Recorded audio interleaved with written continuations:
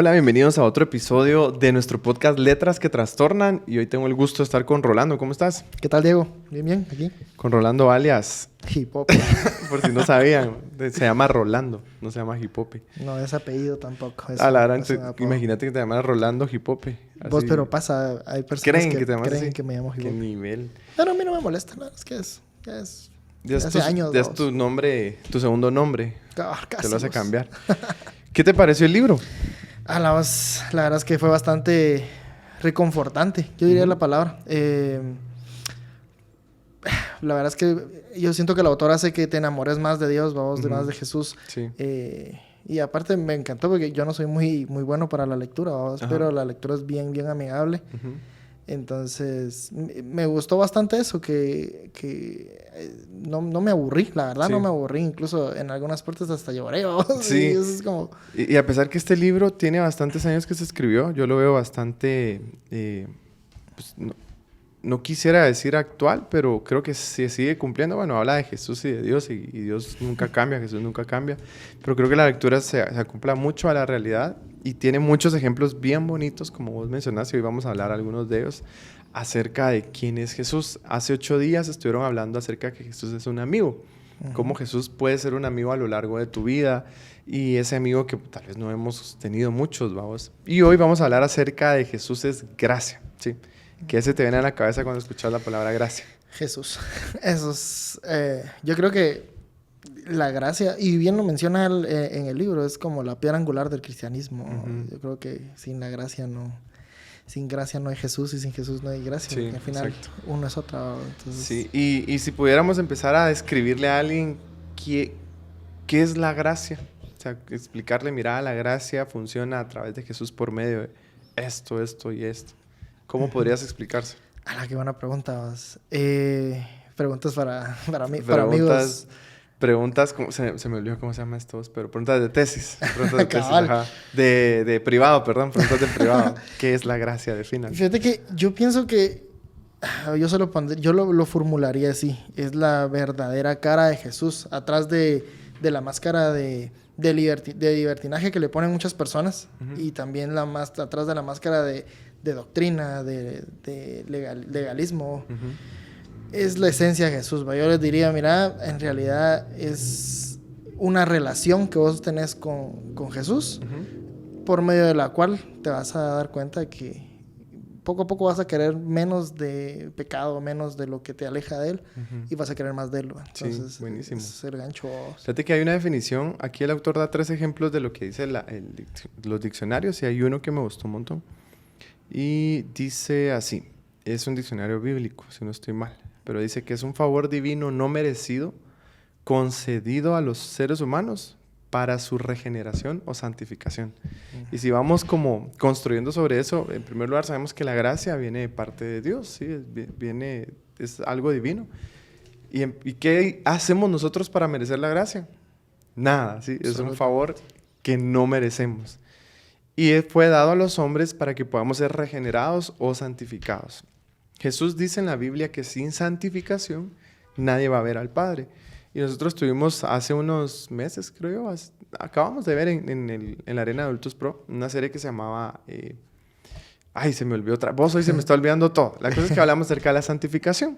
Y el ser santo significa ser apartado, ¿sí? Alguien que se apartó para Dios, se apartó del mal, se apartó del pecado, se apartó para hacer el bien. Y eso es lo que Jesús nos manda, que seamos apartados para Él, ¿sí? Que busquemos ser santos. Y la gracia nos ayuda a que podamos regenerarnos o santificarnos, a que podamos apartarnos para Dios, ¿sí? ¿Cómo? Por medio de obtener cosas que no merecemos, como el perdón, como la misericordia, ¿sí? Y cuando ya lo ves así, te das cuenta que la gracia viene de parte de Jesús, que Jesús es la gracia, te das cuenta que Jesús está aquí para tu bienestar, ¿sí?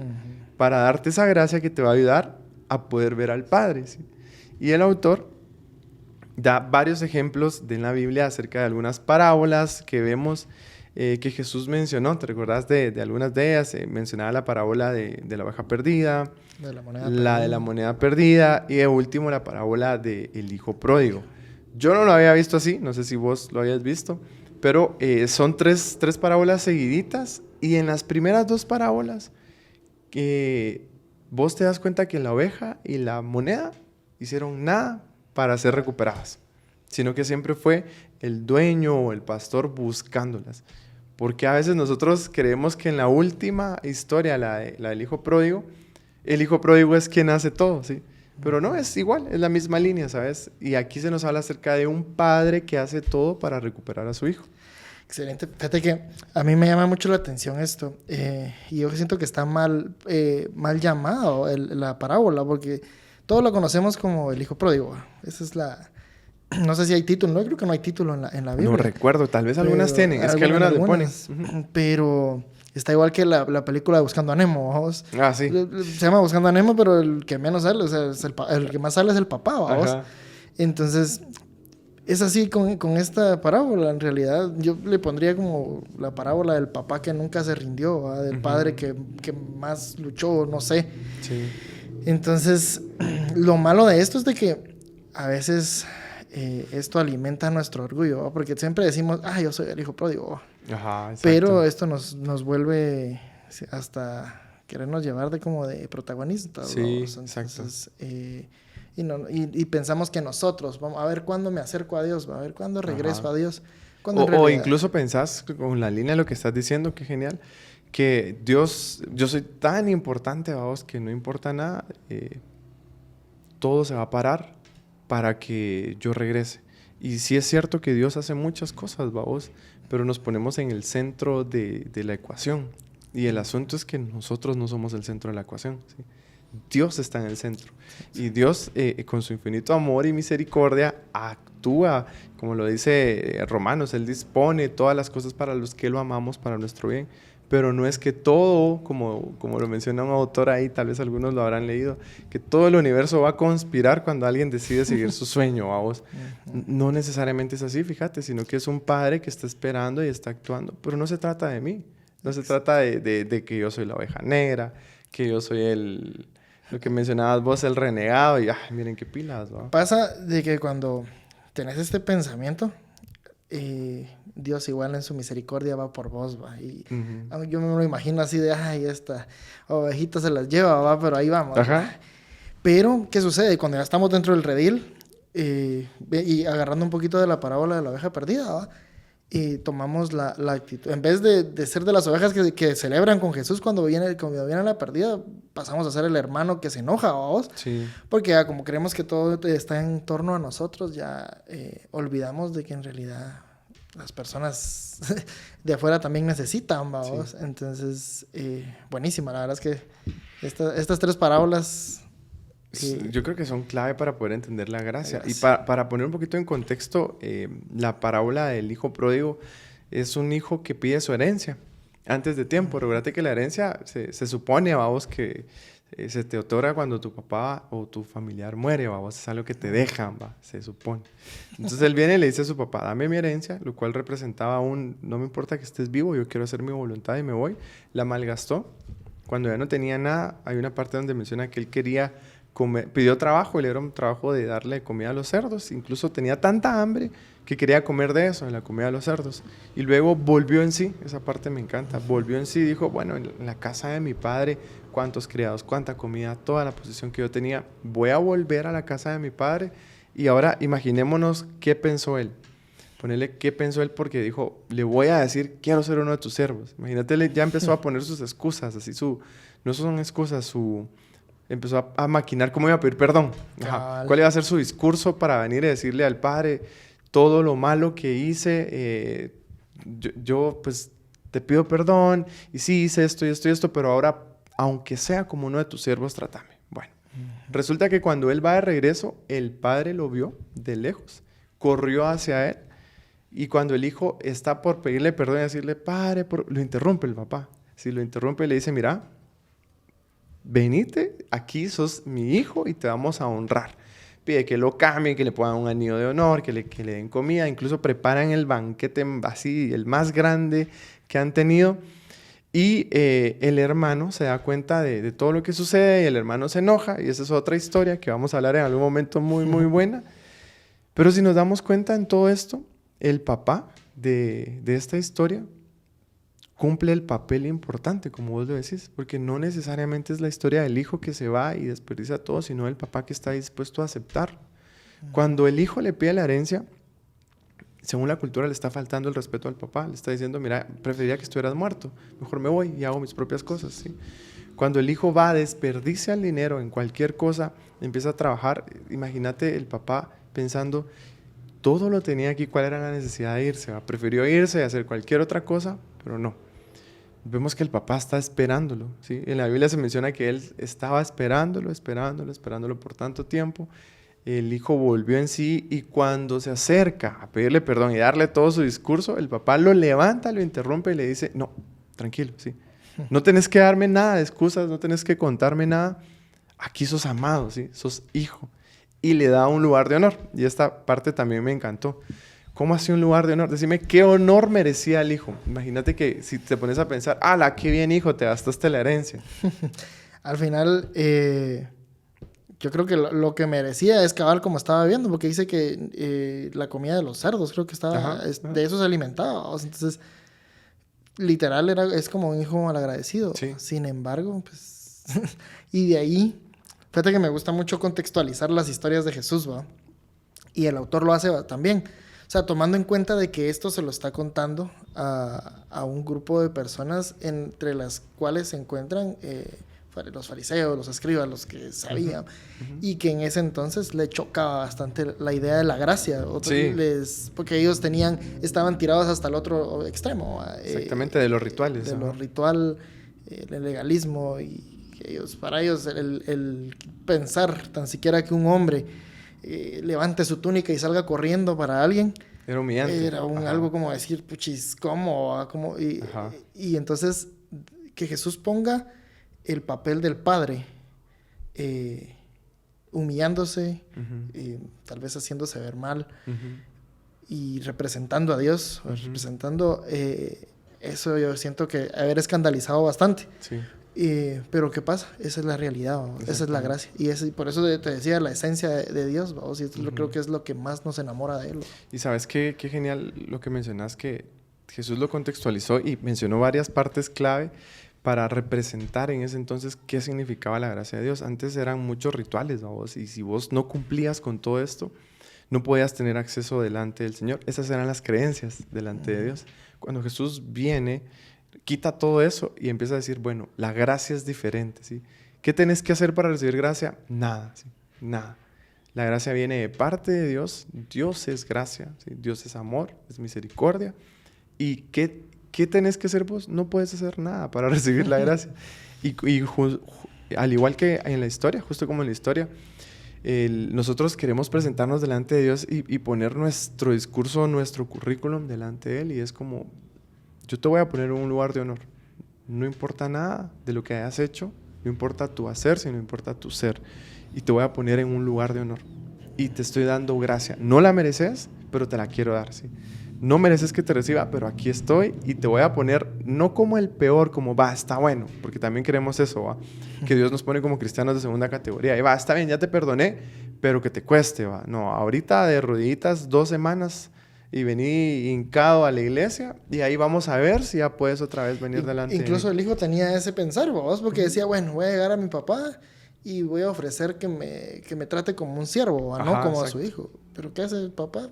Lo levanta en un lugar de honor, ¿vos? Ajá, eso pensamos, fíjate que venimos y Dios nos va a decir, va, está bien, pero mira, esta es la 5ª vez que me venís por eso. Entonces, ¿sabes qué? Mejor, ahora sí te va a costar, sí. Ahora sí te va a costar, y empezamos otra vez en nuestra mente un proceso en donde, hasta dentro de 3 meses, cuando ya ya lleva 3 meses, vos qué mal estoy hablando, man. perdón a todos los oyentes. Después de 3 meses que llevo de no ver pornografía, seguramente ahí tal vez Dios me va a empezar a hablar. Después de 3 meses que empecé a ofrendar otra vez, ahí seguramente Dios me va a hablar. Y seguramente Dios ya me va a empezar a ver como uno de sus hijos y no como sus siervos. Pero no es así. Desde el momento que nos acercamos al Padre, Él nos da gracia y desde ese momento nos pone en un lugar de honor. Y ojo también con esto, que no tenemos que irnos al otro extremo, ¿sí? Al otro extremo de, como regularmente lo hemos escuchado, o seguramente vos lo has dicho también, es columpiarnos de la gracia, ¿sí? ¿Cómo así columpiarnos de la gracia? Es no saber la importancia que tiene la gracia en nuestra recibimos. vida. Ajá. ¿Cómo podemos columpiarnos de la gracia? Fíjate que cuando yo leí esta parte, yo me recordaba en una ocasión en un grupo, vos, Ujú.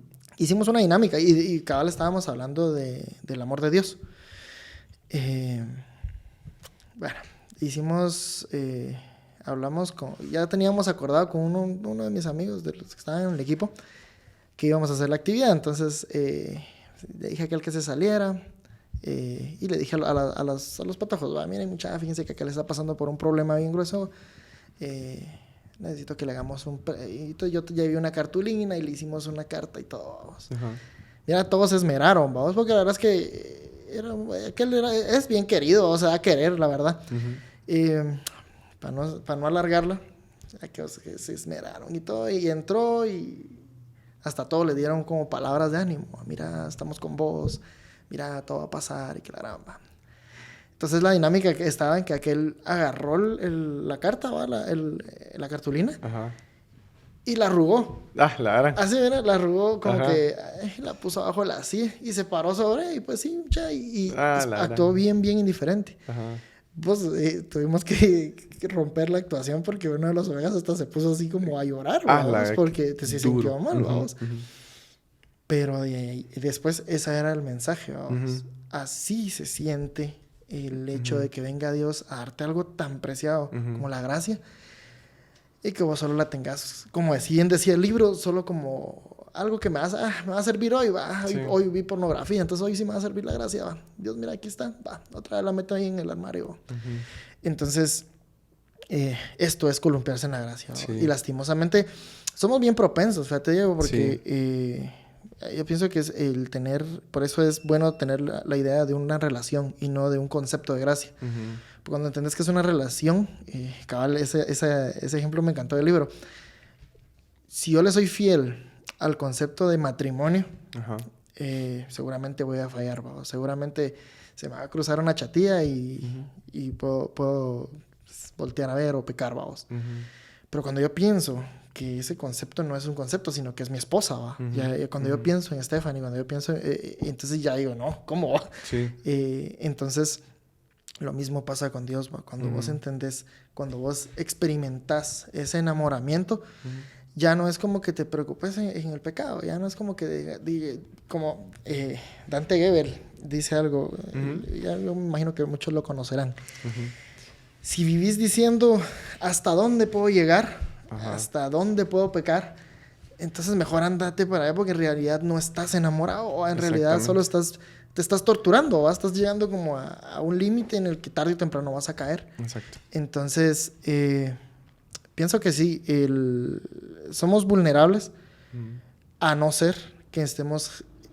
Que comprendamos bien, que comprendamos bien bien lo que mencionas. Fíjate que la gracia es el Señor, que es Jesús. A mí me encantó el ejemplo. El autor daba un ejemplo de su matrimonio. Vos ahora me comprenderás mejor, pero aquellos que no están casados no quiere decir que no lo sepan comprender. Voy a utilizar este ejemplo porque podemos hablar desde el punto de vista del matrimonio. Yo amo a mi esposa, ¿sabes? La amo, ¿sí? Como no te imaginas. Y de verdad que el autor describía ciertas cosas que ahorita te va a causar gracia a vos o chiste, porque a mí me pasa lo mismo. Yo creo que tengo una mujer increíble que la saqué del estadio con ella. No sé por qué Dios me la dio, pero tengo una mujer increíble que me ama, que ella saca lo mejor de mí, tiene paciencia. No entiendo cómo vos, pero la verdad es que tengo una mujer increíble. Y de verdad que yo no diría un día, cómo me ama Keila, vos. Qué bonito sería fallarle. No, o sea, no cabe en mi cabeza eso, de verdad, no cabe. Imagínate, vos tampoco pensás así como, suspirás por tu esposa. Qué linda mi esposa. Este es un buen día para fallarle. No lo pensás, porque estás enamorado de tu, y la conoces y sabes quién es y tenés comunión, tenés intimidad y es una persona. Cuando vos pensás en el matrimonio no pensás en un concepto, pensás en tu esposa, ¿sí? Lo mismo me pasa a mí, pienso en mi esposa. Cuando pensamos en gracia y empezamos a conocer a Dios de una manera diferente, sabemos que Jesús es gracia, que Dios es gracia, sabemos quién es Él. Vos ya no decís, la gracia es un concepto que me va a servir, entonces no le voy a fallar a mi esposa porque firmé un acta de compromiso de matrimonio y tengo que respetar el acta. Al principio tal vez algunos lo hacen por eso, que es cuando conocemos a Dios, pero después ya te empiezas a tener relación con tu cónyuge, empiezas a tener relación con Dios, empiezas a conocerlo más, decís, no, yo definitivamente no le quiero fallar a Dios. Quiero honrar a Dios, quiero amar a Dios, quiero estar para Él. Y la gracia es parte de, pero no es por lo único que dejas de fallarle, sino al contrario, estás tan enamorado de Dios que decís, bueno, esta gracia no la voy a guardar. Y cuando la necesite, ay, sí, Señor, por cierto, te amo, Señor, dame de tu gracia porque necesito ahorita de ti, sino que vivís de una manera en donde tu amor hacia Dios desborda. Vivís de una manera en donde vos le demostrés a Dios lo que sentís por Él y no solamente lo buscas por esa gracia. Exacto. Fíjate que vos mencionaste una palabra clave, vos, intimidad, vos. Si vos, o sea, ¿cómo ocurre el enamoramiento? Si vos me preguntás cómo así... 2 pasos para enamorar. Cabal. Contanos cómo enamoraste, Steph. O ella te enamoró. No, pero micha, pues que fue micha. hace muchos años. O sea, tuvimos mucho tiempo de amistad, entonces ahí fue pues tuviste mucho tiempo de conocer y compartir. Exacto. Es tiempo. Ese es el punto. Fíjate que ya ni se cruza en mi mente, y me imagino que va a ser lo mismo con vos, con Keila. No sé, ni siquiera pensás en fallarle, porque ya es algo que está fuera de tus posibilidades, porque ya hay un enamoramiento, y no es un enamoramiento, ojo, no es porque al principio pues, suele pasar con Jesús, ¿va? Lo conoces, te enteras que sos pecador y que ibas al infierno, y vino Jesús y te salvó, ¿va? Entonces ese es nuestro primer amor. Pero ¿qué nos va a sostener? El mantener una experiencia con Él, ¿va? El decir, no, si puchis, no tenía para llegar a la quincena y de la nada, puchica, hasta tuve más, ¿va? Cuando tenés esas experiencias con Jesús, y a eso quería llegar con la intimidad, se va borrando. Se pueden presentar un montón de tentaciones que vos ya ni siquiera volteas a ver, ¿va? Porque estás ocupado amando a Jesús, vos. Exactamente, y es con el tiempo, con la relación. Es con pasar tiempo con Él, conociéndolo mejor. Y quitando o dejando por un lado, perdón, el concepto de la gracia y saber que Jesús es la gracia. Y que a Él puedes venir cuando lo necesites. Y sabes que el problema con esto es que nosotros, pues, no sé si está bien decirlo, o se nos enseñó mal o aprendimos mal, voy a utilizar eso, aprendimos mal acerca de quién es Dios, quién es Jesús. Y lo hablábamos en el servicio de las experiencias que yo tengo con las personas, muchas veces son las que me van sesgando en la manera en la que miro a Dios. Si yo tengo amigos que me fallan, entonces yo creo que Jesús me va a fallar. Si yo tengo padres que me fallan, creo que Dios me va a fallar. Y así lo podemos poner con todo. Y el problema es que creemos que Dios es como el mundo, ¿sí? Vos cuando estabas en el colegio, me imagino que tenías un montón de cosas, de normas. No sé dónde estudiaste, no digas nombre, por favor, para no exponer. Pero ponele, yo me recuerdo que donde yo estudié, en el colegio en el que yo estudié, no podías usar el pelo largo, ¿sí? De seguro el pelo largo te hacía peor estudiante, ¿sí? Es el clásico, vamos. Está bien. Usemos otra sencilla, vamos. No sé ninguna otra voz, pero el clásico es no puedes usar el pelo largo. ¿Por qué? Porque si no... La camisa... Tienes que usar la camisa adentro. Y supuestamente algunos alegan que son normas que te ayudan en el futuro para el trabajo. Para ser profesional, vamos. Tengo ahí mis dudas, un montón de dudas y comentarios. Pero pregúntame cuántas veces quería usar el pelo corto. Ni una. Pregúntame cuántas veces usaba el pelo corto.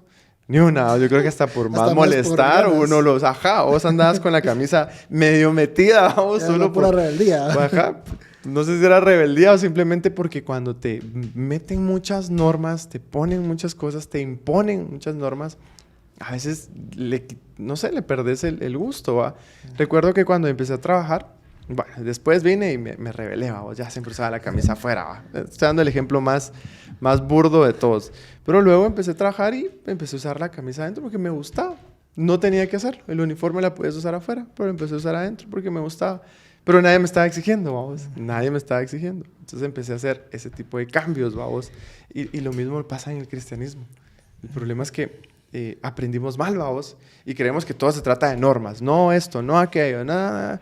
Y si te preguntan, pero ¿y por qué no lo tenés que hacer? No sabemos dar una respuesta. No sé si te pasaba a vos. A mí me pasaba mucho. Fíjate vos que... un montón de veces, vos. A diario. Pasó, a diario, de hecho. Me pasó cuando yo empecé a en mi caminar cristiano, vamos, había un montón de cosas que yo estaba haciendo mal, vamos. Ahí no los voy a ventilar, vamos, pero... ¿Solo dos? Nah. No, pero la verdad es que sí estaba viviendo mi vida de una forma bien desordenada en temas de relaciones, temas... un montón, va. Y lo que yo tenía, pues antes de eso yo no era cristiano. Había tenido mis intentos, pero nunca tuvieron éxito, hasta hace, gracias a Dios, hace 10 años. Pero entre todo yo me recuerdo de que tenía un mi amigo que era el que me estaba ayudando en ese caminar, pero pues, como a él sí fue criado en una iglesia y como a él le enseñaron, mira, ahora no tenés que hacer esto, no tenés que escuchar música, no tenés que ir a fiestas, no tenés que salir con chavas, no tenés que... Entonces yo decía, puchis, a la nada está difícil, no. Sí, lo chale. Yo sí quería, pero está difícil, ¿va? Entonces, fíjate que... aquel me lo dijo así, pero me dio otra, o sea, al conjunto de eso me fue ayudando en proceso, ¿va? Porque mira, o sea, a veces yo andaba escuchando ahí, ¿va? Que el reggaetón, ¿va? Así, claro. Y aquel solo me hacía caras, ¿va? Y todo. Entonces yo hasta como con más ganas, ¿no? Y decía, ¿por qué? Más volumen. O sea, ¿qué onda? ¿Qué? Entonces, pero, ¿sabes qué hice? Empecé a meter un par de canciones cristianas que él me daba. Entonces, yo no entendía, pero políticamente me estaba evangelizando, ¿va? Un par de canciones de redimidos, que de rescate. Entonces, ahí tenía un cruce, ¿va? En mi playlist, ahí mero raro de Daddy Yankee con rescate, ¿vamos? Pero, ¿qué pasó? Trabajando yo en mis audífonos, empecé a experimentar con la música. Y me di cuenta que fue con la música cristiana. Entonces, en una ocasión, yo me recuerdo que estaba en el trabajo, pues era un trabajo como que me mantenía como en un área yo solito. Sentí el toque de Dios, sentí que Dios me tocó. Estando yo como estaba, yo sabía que no estaba bien, yo sabía que estaba intentando, pero que estaba... Y ahí llegó Dios y me tocó. Y adivina qué, fue a través de una canción cristiana. Entonces dije yo, bueno, esta música no me está dando nada. Y conforme, mira, ni cuenta me di. Pero cuando me di cuenta, había más música cristiana, más música, no me gusta llamarle cristiana y secular, vamos, porque al final todo es música, pero más música que adora a Dios, que música que no adora a nadie o nada bueno.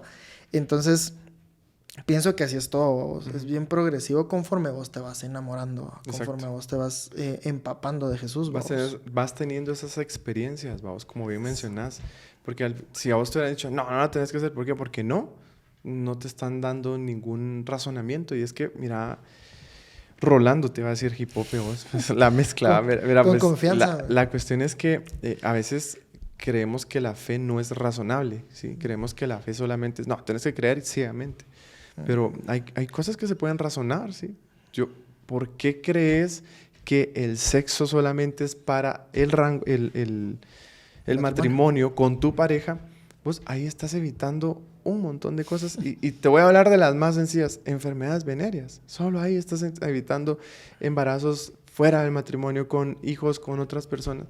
Mano, solo ahí ya te ahorraste un montón de problemas en tu vida y aparte todo lo espiritual. Y si vamos viendo todas las cosas que se nos dicen en la Biblia, es por eso, es para mi beneficio, es para que yo sea una mejor persona, honre a Dios por supuesto, pero yo soy el que tiene muchos beneficios al hacer ciertas cosas. El problema es que se nos dice, no, ¿por qué? Porque sí. Y el problema con las reglas, el autor deja aquí 6 puntos bien interesantes. Voy a leer solo el enunciado. Y dice, las reglas con frecuencia son arbitrarias. Lo que puede ser una regla en casa de tus papás, puede que no sea regla en casa de mis papás. Algo sencillo. En casa de mis papás, si yo iba a llegar tarde, tenía que avisar. Algo así. Hay personas... ¿Que no tienen que avisar? Yo no podía llegar después de las 10. Vos no podías llegar después de las 10. Sí. Yo tenía que decir, papá, mamá, voy a llegar después de las 10. Todo bien. Dios guarde, yo les Vos no podías. Papá, Te das cuenta, son arbitrarias. Entonces, yo no le puedo decir a la gente, mira, solo avísale a tus papás y vas a ver que no vas a tener problemas. Yo te digo eso a vos, seguramente te voy a encontrar afuera de tu casa, vos. Exacto. Y vos no puedes decir a la gente, mira, no puedes llegar después de las 10 porque es pecado. No podemos hacerlo porque es arbitrario, depende de la situación. Las reglas no tienen poder. Las reglas, la gente dice que se hicieron para romperse. No es así, pero las reglas en sí no tienen poder. Las reglas son algo externo, ¿sí? Las reglas muchas veces son impuestas por otras personas. no por Dios. ¿Sí? ¿Por qué no? ¿Por qué tenés que usar solamente corbata cuando vas a la iglesia? Ahorita me estoy metiendo al callejón de los cuentazos, ¿no? ¿Por qué? Decime, ¿dónde estás? Sí, tenés que vestirte bien, decoroso, pero no tenés que irte al extremo de decir, esto es así porque así me gusta a mí. Ah, entonces ya es religiosidad. Entonces, por eso es que las reglas no las podemos utilizar. Son arbitrarias y son externas. Perdón, la regla nos orienta hacia nosotros mismos. La regla siempre se va a dirigir a cómo yo no tengo que hacer algo, porque si no, todo depende de mí. Las reglas suelen basarse en el temor, ¿sí? En el miedo. Eso. Vos venís y ¿qué pasaba si no hacías tu tarea? Te castigaban, o sea, todo te daba miedo. Y no era como, mira, haz tu tarea, vas a aprender, te va a dar en la vida. No lo sé, siempre lo hacíamos por miedo y no por beneficio. Y las reglas enfatizan lo negativo, ¿sí? Entonces me encantó estos 6 pasos o 6 enunciados que da el autor de cómo las reglas en sí mismo no funcionan. Funciona más entender la gracia, entender el amor de Dios y no decirle a la gente, no lo hagas porque si no... Y ponemos toda la lista de cosas, ¿verdad? Fíjate, es que en esa parte, cabal, yo leí en el libro. Así que yo lo que hice fue como parafrasear mucho. O sea, yo eso hago, vamos a sacar frases así como que me pegan, vamos. Pero en una parte mencionaba que es más fácil, o sea, ante uno o ante pensar humano, uno pensará que, bueno, es más difícil vivir bajo las reglas y la gracia es la que nos facilita todo. Sí. Pero en realidad las reglas son más fáciles de hacer porque al final es un sistema, ¿va? Y el autor dice, bueno, vos estás cumpliendo un número de reglas y desde lejos yo puedo saber que vos estás bien o estás mal, ¿va? La gracia no es así. La gracia es un poquito más compleja, pero y lo complejo lo hace más bonito, ¿vos? Porque ya no puedo, ya tengo que venir yo e intimar, ¿va? Ya tengo que venir presentarte al Jesús. Entonces, me gusta mucho cómo rompe estas como cosmovisiones que tenemos a veces entre reglas y gracia, ¿vamos? Porque pasa, hay muchos entre nosotros cristianos que la harán solo predicando gracia, de plano que ahí anda haciendo sus tonteras. Y no, vos en realidad seguir o que la gracia sea como la brújula de tu vida. Sí.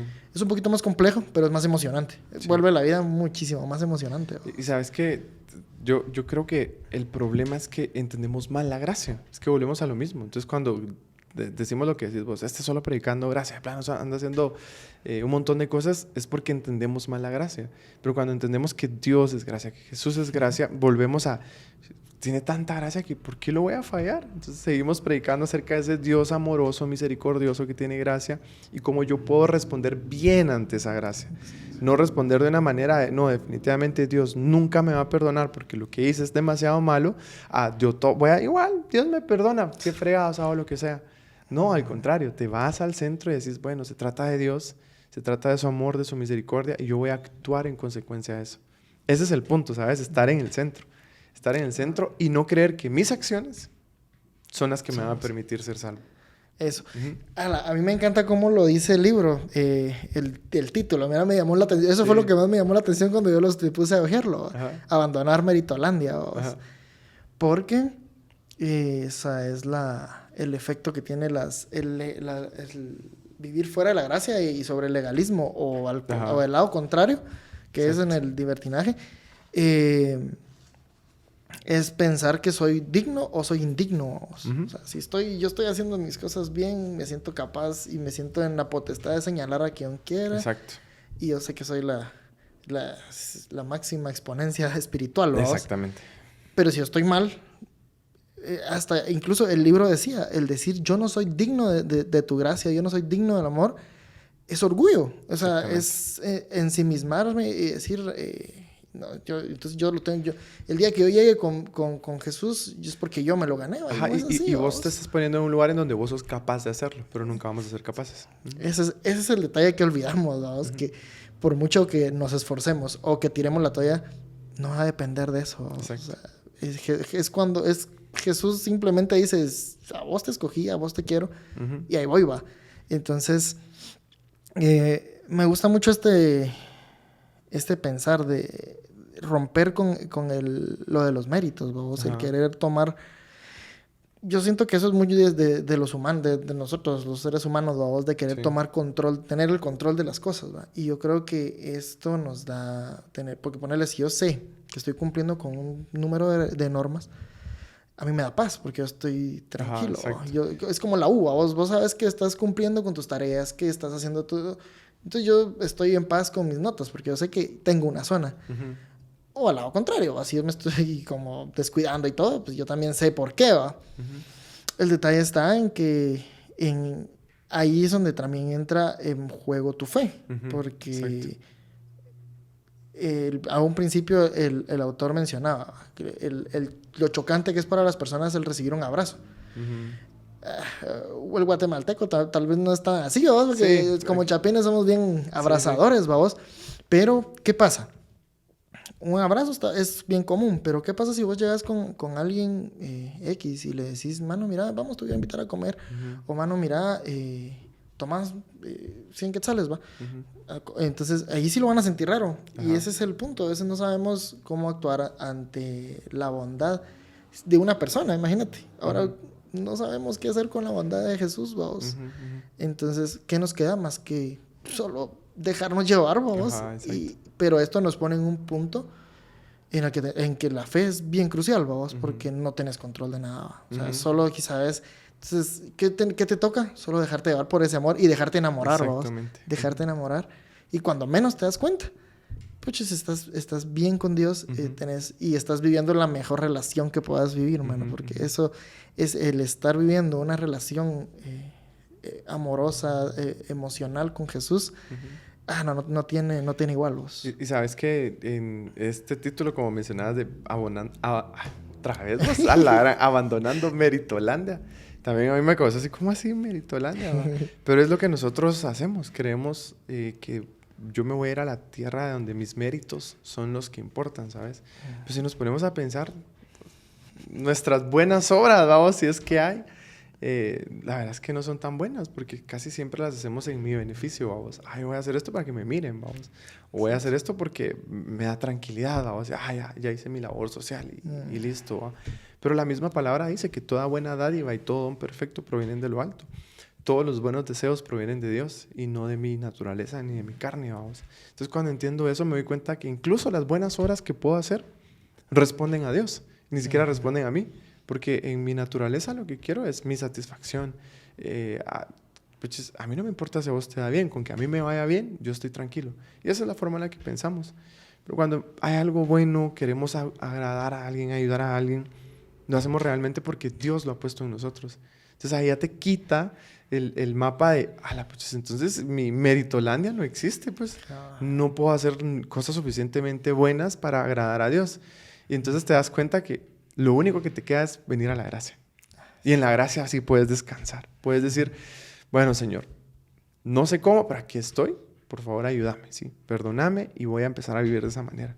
Y volvés a fallar, porque seguramente vas a fallar. Entonces empezás a entender de una manera diferente la gracia. Ya no es como, bueno, Dios me va a perdonar, no importa, igual lo voy a hacer. No estás entendiendo la gracia. No estás teniendo una verdadera regeneración.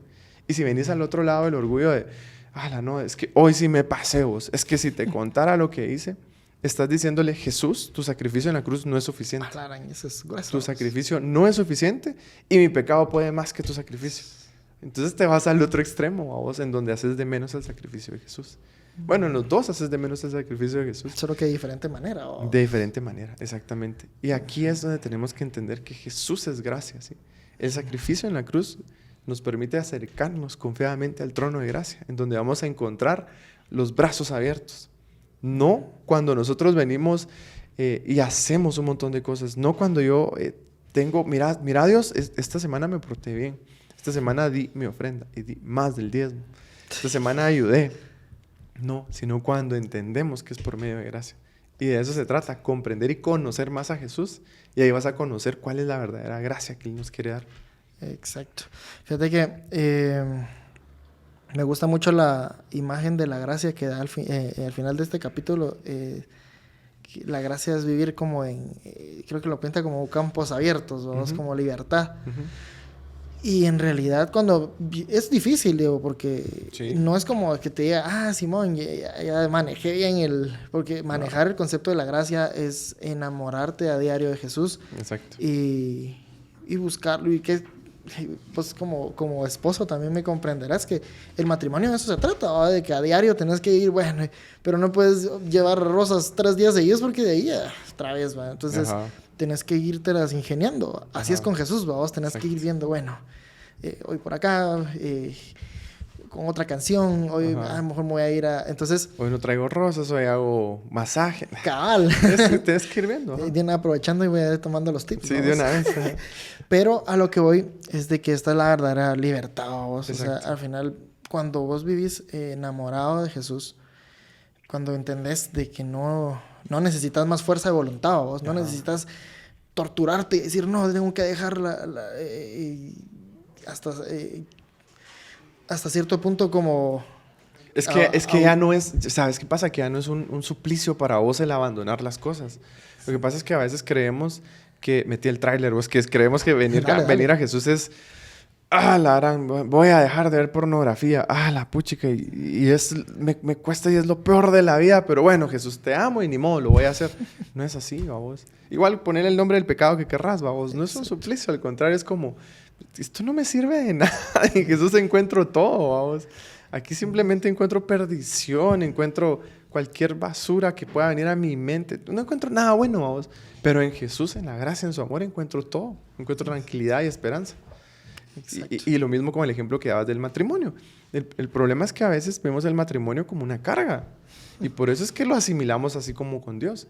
Y aquí, ojo y tip y comentario para los casados y los solteros, vamos, si estás viendo tu matrimonio como, la madre, otra vez tengo que hacer algo, tienes que enfocar también cómo estás amando a tu esposo o a tu esposa, ¿va?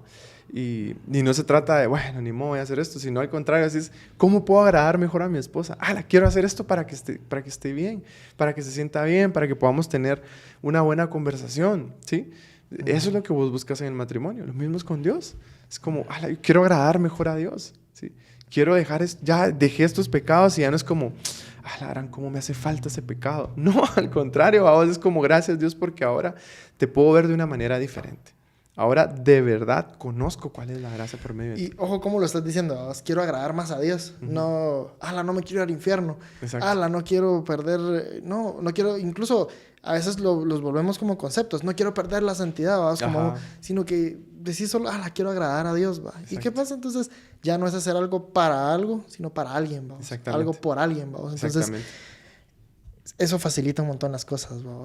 Entonces el concepto de la gracia, la verdad es que siento que es algo que sin gracia no podemos ser cristianos. O pasamos, ahí sí que hay dos, yo siento que hay dos extremos y en el centro está la gracia. Ahí es donde tenemos que vivir, vamos. Exactamente. Y sabes, con lo que me acabas de mencionar, quisiera cerrar con una frase del autor que dice para él, o sea, para el Padre o para Dios, no se trata en absoluto de lo que se mereciera, de lo que fuera justo o de lo que cupiera esperar. Para Dios no se trata de lo que merecemos. Nosotros merecemos condenación, ¿sí? Sino que se trata de quién es Él, de su esencia, de su amor, de su misericordia, reflejado hacia nosotros. La gracia es Jesús y Jesús es suficiente. Cuando entendemos eso, vemos el cristianismo de una manera diferente. No se trata de normas, no se trata de cumplir, sino se trata de acercarme más a Dios. Y aquí encuentro esperanza, aquí encuentro consuelo y aquí me encuentro con Jesús. Yo me despido con eso. ¿Vos? Pues también, la verdad es que me voy con más ganas de seguir leyendo, de seguir conociendo a Jesús. Exacto. Y creo que me gustaría que todos tuviéramos ese sentir, vamos, de que lo importante no es las normas, no es el pecado, porque incluso no puedes estar pensando en el pecado siempre y cuando vivís pensando en que no tengo que volver a ver pornografía, tarde o temprano caes, sino que propongámonos enamorar a Jesús, enamorarnos de Jesús y hacerlo parte central de nuestra vida. Entonces, Él es suficiente. Y encontrar la gracia en el centro, como lo mencionabas. Exacto. Bueno, pues gracias por tu tiempo. Qué bueno que estuviste acá. No, gracias por invitarme. La verdad que estuvo bien genial. Buenísimo. Y gracias a todos por sintonizar un episodio más. Los invitamos a que sigan viendo estos podcasts, los compartan o los escuchen. con personas para poder ser de más bendición. Los esperamos en nuestro próximo episodio de Jesús es.